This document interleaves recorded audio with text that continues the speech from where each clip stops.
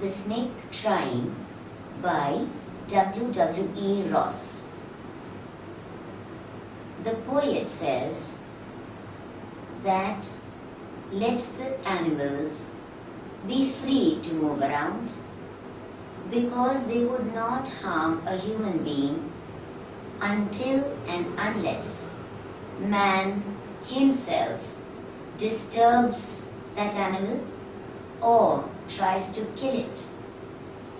Let us see what the poet speaks about this snake who is trying to evade, to stay away from that stick which is coming after it.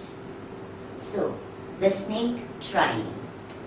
The snake trying to escape the pursuing stick with sudden curvings of thin, long body. How beautiful and graceful are his shapes. He glides through the water away from the stroke. Oh, let him go over the water into the reeds to hide.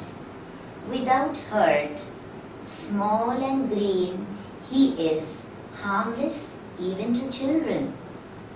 Along the sand he lay until observed and chased away, and now he vanishes in the ripples among the green, slim reeds.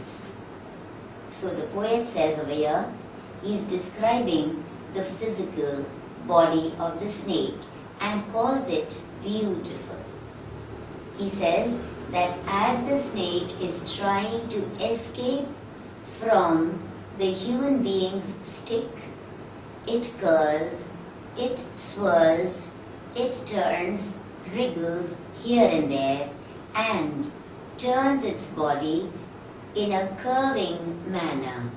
And these